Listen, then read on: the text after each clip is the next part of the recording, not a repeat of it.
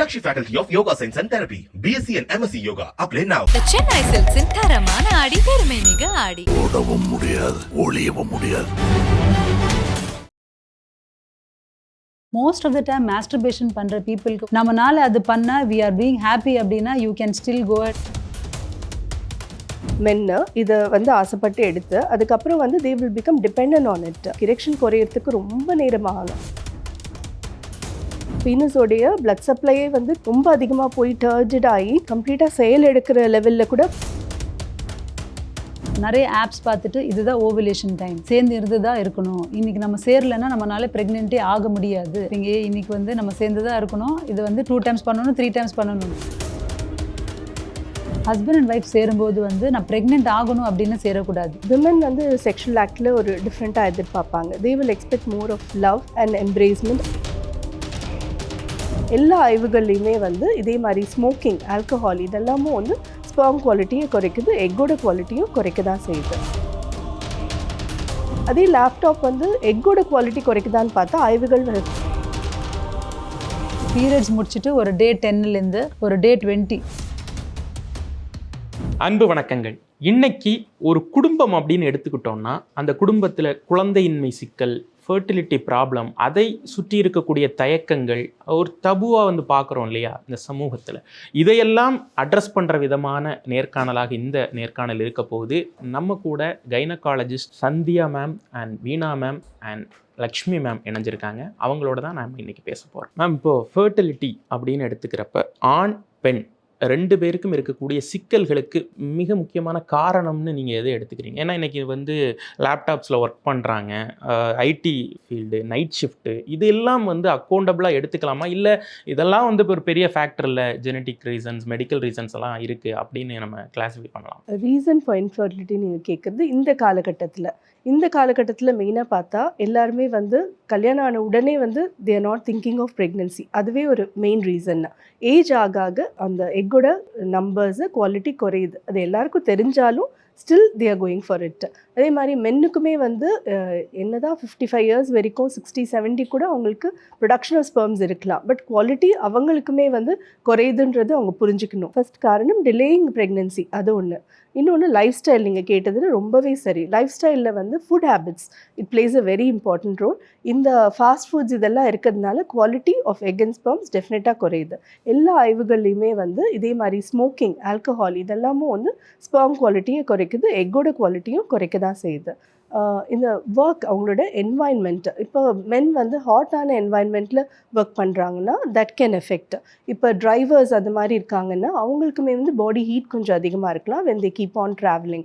So அதெல்லாம் ஒரு work place ரிலேட்டடும் இருக்குது. நீங்கள் சொன்ன laptop men especially if they use it over the lab டெஃபினட்டாக அதோட எஃபெக்ட் இருக்குது. But they moving it away, ஒரு டெஸ்கில் வச்சு ப்ளே பண்ணும்போது அதில் எஃபெக்ட்ஸ் கொஞ்சம் கம்மி தான். அதே லேப்டாப் எக்கோட குவாலிட்டி குறைக்குதான்னு பார்த்தா ஆய்வுகள் ப்ரூவன் தட் அப்படி கிடையாது அப்படின்ட்டு. ஸோ இது மெயினாக மென்னுக்கு தான். ஏன்னா அந்த ஸ்க்ரோட்டம் நீங்கள் பார்த்தீங்கன்னா it is away from the body, out side ஒரு பேக்கில் மாதிரி தான் இருக்குது. என்னென்னா டெம்பரேச்சர் கொஞ்சம் கம்மியாக இருக்கணுன்ட்டு தான். ஸோ அவங்களுக்கு மினிமல் ரைஸ் இன் டெம்பரேச்சர் கூட அவங்களுடைய ஸ்பெர்முடைய நம்பர்ஸ் அண்ட் குவாலிட்டியை குறைக்க தான் செய்யுது. So work plays a major role for men and women. விமனுக்கு ரேடியேஷன், இப்போ ஏர் ஹோஸ்டர்ஸ் அந்த மாதிரிலாம் இருக்காங்கன்னா அவங்களுடைய எக்கோட நம்பர்ஸ் குறையுதுன்றது ப்ரூவ் பண்ணியிருக்காங்க. Apart from this genetics may also play role. இப்போ விமனுக்கு 2 எக்ஸ் குரோமோசோம்ஸ்ன்னு இருக்குது. சில பேருக்கு ஒரு எக்ஸ் தான் இருக்கா அப்படின்னா அந்த டர்னர் சிண்ட்ரோம் சொல்லுவோம். அவங்களுக்கு எக்கோட நம்பர்ஸ் சீக்கிரமாகவே குறைஞ்சிடுது. இன்ஃபேக்ட் அவங்க மெனார்கி இருக்கும்போதே அவங்களுக்கு எக்ஸே இல்லாத ஒரு ஸ்டேஜ் இருக்கலாம். The other way around X abnormalities, fragile X அப்படின்னு ஒன்று சொல்லுவோம். அதில் ப்ரீமெச்சுவர் மெனப்பாஸ், இப்போ நார்மல் ஏஜ் ஆஃப் மெனப்பாஸ் 50க்கு மேலே அப்படின்ட்டு இருக்குது, 50-52 அந்த மாதிரி இருக்குன்னா இவங்களுக்கு 30 yearsக்கு முன்னாடி, 40 yearsக்கு முன்னாடி ஆனாலே ப்ரீமெச்சுவர் சொல்கிறோம். இவங்களுக்குலாம் 30 yearsக்கு முன்னாடி வர்றதுக்கு, ப்ரீமெச்சுவர் மெனப்பாஸ் வர்றதுக்கும் வாய்ப்பு அதிகமாக இருக்குது. மென்னுக்கு அதே மாதிரி ஜெனட்டிக் ப்ராப்ளம் எடுத்திங்கன்னா ஒய் குரோமோசோம் அப்னார்மாலிட்டிஸ் இருக்கிறவங்களுக்கு ரொம்ப கம்மியான ஸ்பெர்ம் கவுண்ட், அங்கங்கே ஏதோ ஒரு ஸ்பெர்ம் கவுண்ட் இருக்கலாம், இல்லை கம்ப்ளீட்டாக இல்லாமலும் இருக்கலாம், ஏசோஸ்பெர்மியா அப்படின்ட்டு. அது தவிர இன்ஃபெக்ஷனுக்கான காஸ்ட், இன்ஃபெக்ஷன் பார்த்தீங்கன்னா மம்ஸ், மீசல்ஸ், அது 2 பேருக்குமே அஃபெக்ட் பண்ணலாம். எஸ்பெஷலி மென்னுக்கு அந்த கவுண்ட்டை குறைக்கலாம். இது சின்ன வயசில் அவங்களுக்கு ஏதானு கேன்சர் ஆன ட்ரீட்மெண்ட் பியூபர்ட்டிக்கு அப்புறமான ஏஜில் எதானு எடுத்திருந்தாங்கன்னா அதுவுமே எக்கோட ஸ்பெர்மோட குவாலிட்டியை குறைக்கிறதுக்கு வாய்ப்பு இருக்குது. மேம் இன்னைக்கு வந்து நிறைய சோஷியல் மீடியாவில் நிறைய மெடிக்கல் டிப்ஸ் அப்படின்னு சொல்லிட்டு டாக்டர்ஸ் யார் என்ன எந்த ப்ரெஸ்கிரிப்ஷனும் இல்லாமல் நிறைய எழுதுறாங்க. அப்படிங்கிறப்ப இப்போ அந்த ஆண்மை குறைவு அப்படிங்கிறப்ப அவங்க நிறைய ரீசன் சொல்கிறாங்க. அது எதை சாப்பிட்டு தொட்டாலும், ஏன் பிரியாணி சாப்பிட்டா கூட அதில் பிரச்சனை வருது அப்படிங்கிறப்ப அதெல்லாம் நம்ம எப்படி எடுத்துக்கிறது? எக்ஸாக்டாக இந்தந்த ரீசன்ஸ் வந்து உண்மையிலேயே நம்ம அட்ரஸ் பண்ணணும் அப்படின்னு நினைக்கிறது. Too much of anything is not good. எதுவுமே ஒரு அளவோடு இருக்கணும். யூ என்ஜாய் குட் லைஃப், ஆனால் ஓவர்டூ பண்ணக்கூடாது. மெயின் திங்ஸ் டெஃபினட்டாக நோன்னு சொல்கிறது வந்துட்டு ஸ்மோக்கிங், பாசிவ் ஸ்மோக்கிங், என் ஃப்ரெண்ட்ஸ் ஸ்மோக், அந்த இன்ஹேல் பண்ணுறது அதுவுமே எஃபெக்ட் இருக்கும். First thing to avoid is smoke. And alcohol occasional having a social drinking is one thing. Alcoholism avoid பண்ணணும். ஒர்க் எக்ஸ்போஷர், ஸோ அந்த மாதிரி லேப்டாப்பில் ஒர்க் பண்ணுறது, கெமிக்கல்ஸ் எது ஒர்க் பண்ணுற அவங்களுக்கு கூட அந்த எஃபெக்ட் ஆஃப் அந்த கெமிக்கல்ஸ் இருக்கும். லெதர் ஃபேக்ட்ரிலாம் ஒர்க் பண்ணுறாங்க, எக்ஸ்போஷர் ரேடியேஷன் அப்படிலாம் இருக்கவங்களுக்கும் அந்த எஃபெக்ட் இருக்கும். டயட்ரி ஃபேக்டர்ஸ் பார்க்கும்போது too much of toxins in your food, preservatives அதிகமாக இருக்க ஃபுட்டெல்லாம் எடுக்கும்போது the preparation of the quality of the ingredientsே மேட்டர் ஆகும். நிறைய நான்வெஜ் எடுக்கிறீங்க, ஸ்டீராய்ட் போட்டு இதுவாக இருந்தது, அந்த மாதிரிலாம் டிரெக்ட் ஃபுட் அஃபெக்ஷன் இருக்கும். ஒரு ஹெல்தி லைஃப் ஸ்டைல்னு பார்க்கும்போது மெயின்டைன் குட் பேலன்ஸ் டயட், நிறைய ஆன்டி ஆக்சிடென்ட்ஸ் ஃபுட் இதுனா இந்த ட்ரை ஃப்ரூட்ஸ் அதெல்லாம் எடுத்துக்கிறதுலாம் வந்துட்டு உங்களோட டயட்டை இம்ப்ரூவ் பண்ணும். Good amount of water intake. Extremes of diet வந்துட்டு எப்போவுமே வந்துட்டு ஸ்ட்ரெஸ் போடும். ப்ரோட்டீன் பவுடர், ப்ரோட்டீன் ஷேக்ஸ் மட்டும் தான் த்ரூ த டே எடுப்பேன், 10-20 eggs per day, அந்த மாதிரி ஒரு எக்ஸ்ட்ரீம்ஸ் ஆஃப் டயட் போகும்போது it's gonna be very harmful for the body. That will directly affect the both performance and the quality of the semen and the marital life also. இந்த performance ஆங்ஸைட்டின்னு சொல்கிறாங்க இல்லையா, அது வந்து இந்த மேலுக்கு வர்றதுக்கான காரணம் என்ன? அதுக்கு வந்து ஏதாவது மெடிக்கல் ரீசன்ஸ் இருக்கா? அதனுடைய பேக் ஸ்டோரி என்ன? பெர்ஃபார்மன்ஸ் ஆங்ஸைட்டி அப்படின்னா மெடிக்கலும் இருக்கும், சைக்கலாஜிக்கலாக இருக்கும்.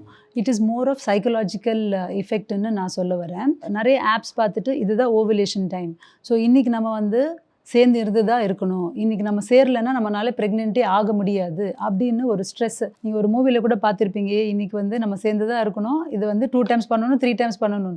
ஸோ அந்த ஒரு ஸ்ட்ரெஸ்ஸிலே வந்து 90% of the time they will not be able to do. So என்ன ஆகும்னா அந்த எரெக்ஷனே வராது. தென் நெக்ஸ்ட் டைம் அவங்களுக்கு அந்த சுச்சுவேஷன் வரும்போதோ பெத்தலாஜிக்கல் எந்த ப்ராப்ளம் இல்லைனாலும் கூட வந்து சைக்கலாஜிக்கலாக அப்படி ஆயிருக்கும். ஓகே இப்போ 2 நாள் ஓவலேஷன் வரப்போகுது அப்படின்னாலே ஒரு ஸ்ட்ரெஸ் ஆகும். ஸோ அது வந்து ஒரு க்ரானிக் ஸ்ட்ரெஸ் ஆகி இட் கேன் லீட் டு இந்த சைக்கலாஜிக்கல் ப்ராப்ளம் தான் difficult to treat. But pathological problem, erectile dysfunction, ஏதாவது வந்து கொஞ்சம் அங்கே வந்து ப்ராப்ளம் இருக்குது அப்படின்னு நம்ம டெஸ்ட் பண்ணி கண்டுபிடிச்சா அதுக்கு மருந்து கொடுத்துட்டு நம்ம கரெக்ட் பண்ணிக்கலாம். So that is more easier to treat. So correct பண்ணால் அவங்க வந்து அது பெர்ஃபார்மன்ஸ் ஆங்ஸைட்டி கரெக்ட் ஆகிடும். பட் இந்த சைக்கலாஜிக்கல் தான் அந்த stress that today is ovulation, இன்றைக்கி நம்ம பண்ணாதான் உண்டு அப்படின்னு. ஸோ அதை அவாய்ட் பண்ணிவிட்டு நம்ம அந்த ஓவலேஷன் கிட்ட இல்லைனா வந்து இந்த கேலண்டர் மெத்தட் ஃபாலோ பண்ணுறது, இல்லை ஏதோ ஒரு ஆப்பில் வச்சுட்டு today is your ovulation, today you have intercourse அப்படின்னு சொல்கிறது, அதை அவாய்ட் பண்ணிவிட்டு நேச்சுரலாகவே வந்து ஒரு பீரியட்ஸ் முடிச்சுட்டு ஒரு டே 10லேருந்து ஒரு டே 20 அந்த டேட்டில் வந்து ஒரு ஆல்டர்னேட் டேஸாக வந்து நம்ம சேர்ந்துருந்தேன்னு வச்சுக்கோங்களேன், பெர்ஃபார்மன்ஸ் ஆங்ஸைட்டியே வராது. ஏன்னா ஒரு எக்கு வந்து அப் டு 3 days அலைவாக இருக்கும், ஒரு ஸ்பெர்ம் வந்து ஒரு 5 days அலைவாக இருக்கும். ஸோ வந்து ஃபார் எக்ஸாம்பிள் ஓவலேஷன் டே வந்து 14th அன்னைக்கு ஆயிடுச்சு, you have had a intercourse ஒரு 12th day of the periods, அப்போ கூட வந்து த எக் இஸ் தேர், அந்த sperm is there for 5 days. So வந்து அந்த இஃப் யூ எக்ஸ்பிளைன் அந்த ஒரு கப்பலுக்கு நம்ம கரெக்டாக இப்படி எக்ஸ்பிளைன் பண்ணால் நீங்கள் அவ்வளோ ஸ்ட்ரெஸ் ஆக தேவையில்லை. ஒரு 2 நாள் முன்னாடி நீங்கள் இன்டர்கோர்ஸ் பண்ணியிருந்தால் கூட வந்து யூ கேன் பிகம் ப்ரெக்னென்ட். அது அந்த எக்கு ரப்சர் ஆன அன்றைக்கே இன்டர்கோர்ஸ் பண்ணணும்னு it's not required, that's not the norm. ஒரு 3 days முன்னாடி நம்ம இன்டர்கோர்ஸ் பண்ணியிருந்தா கூட வந்து ப்ரெக்னென்சி ஆகும். ஹஸ்பண்ட் அண்ட் ஒய்ஃப் சேரும்போது வந்து நான் ப்ரெக்னென்ட் ஆகணும் அப்படின்னு சேரக்கூடாது.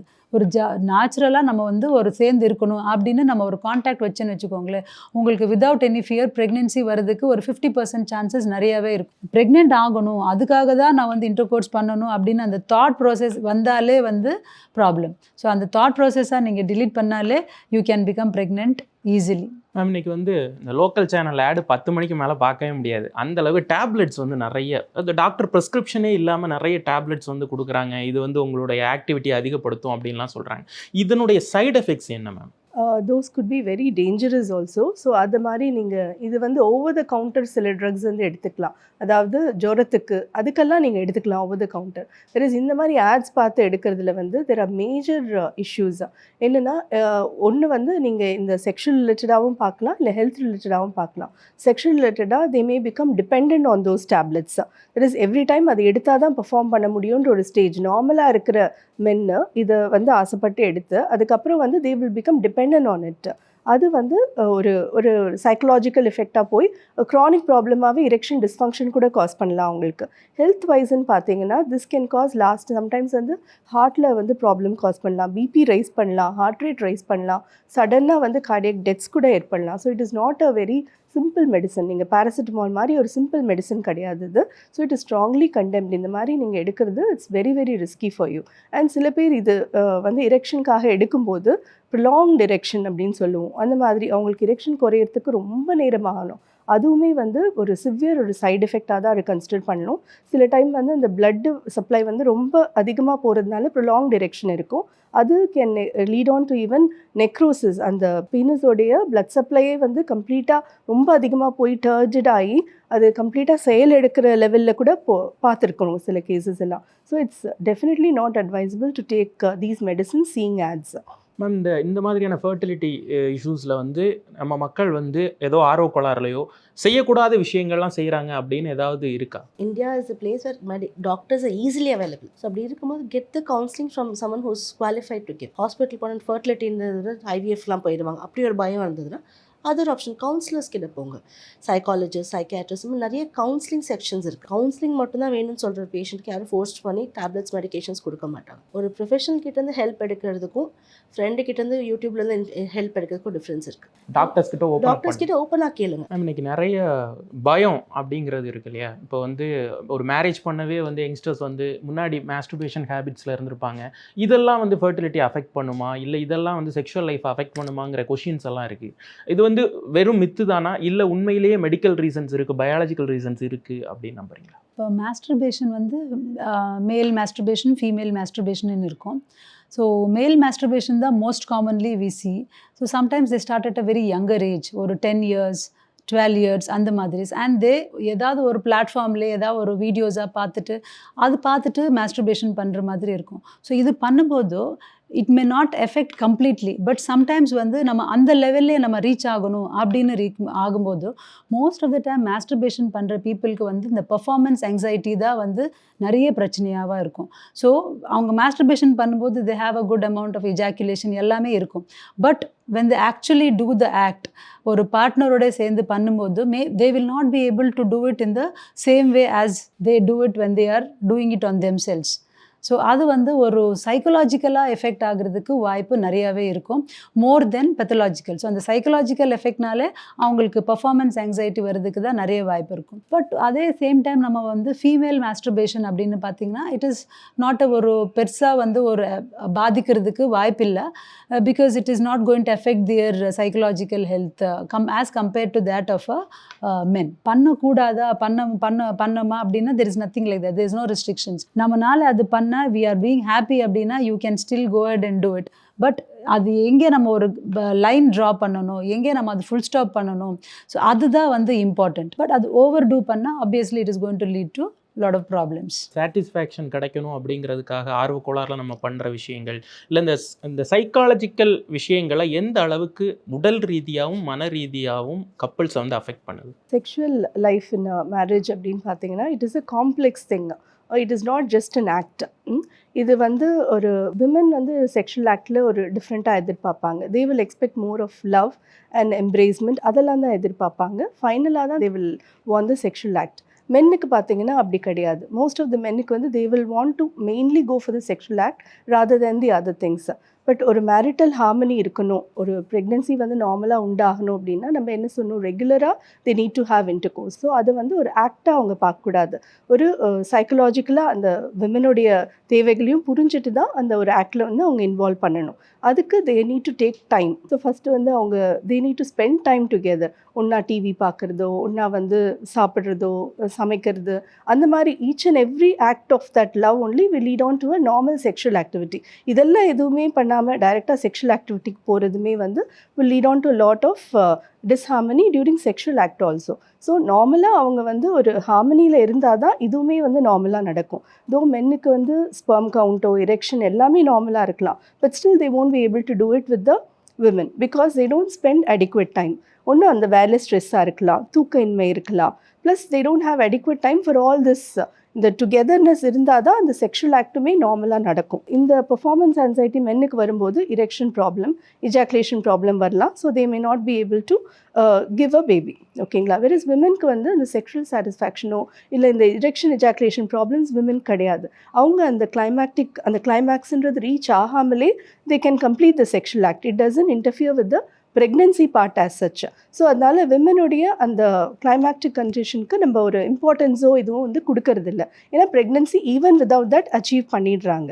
So it's is more important for a marital life and the harmony to happen rather than thinking only of pregnancy. ஏன்னா செக்ஷுவல் ஆக்ட் ஃபார் ப்ரெக்னன்சின்னு எடுக்காமல் for the marriage to be normal, for the couple to be in harmony, it is needed. அதுக்கு time, love, affection இதெல்லாம் தான் plays an important role. Then floor play, then the sexual act.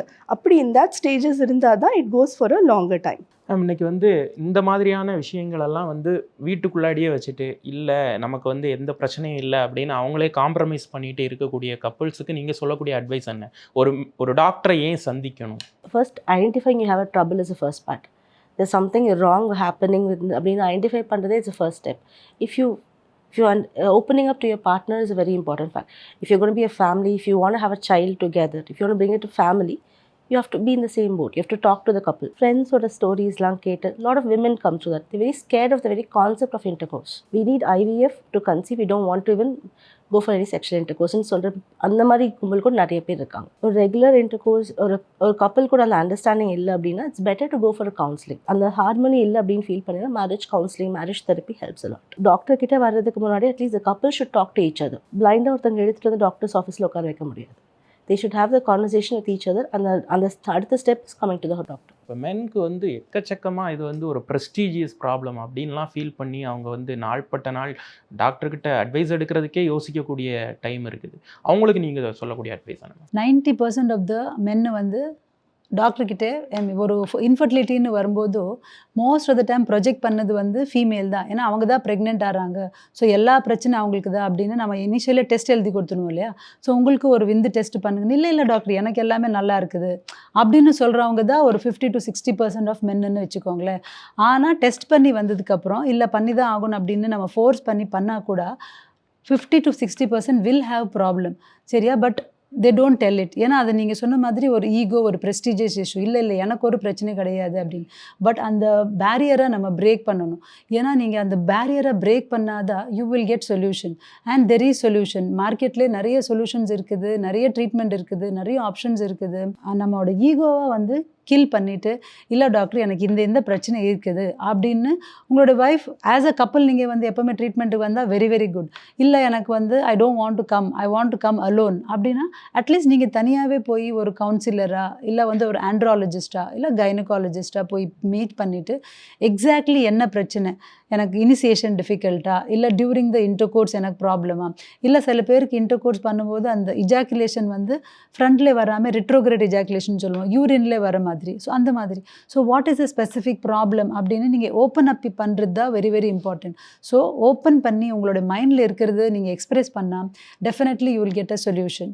So it is only about going and talking and expressing your problems. நிறைய தயக்கமான கேள்விகளுக்கு ரொம்ப ஓப்பனப்பாக பதில் சொன்னீங்க. நிறைய விஷயங்கள் மக்களுக்கு வந்து போய் சேர்ந்திருக்கும் நம்புகிறோம்.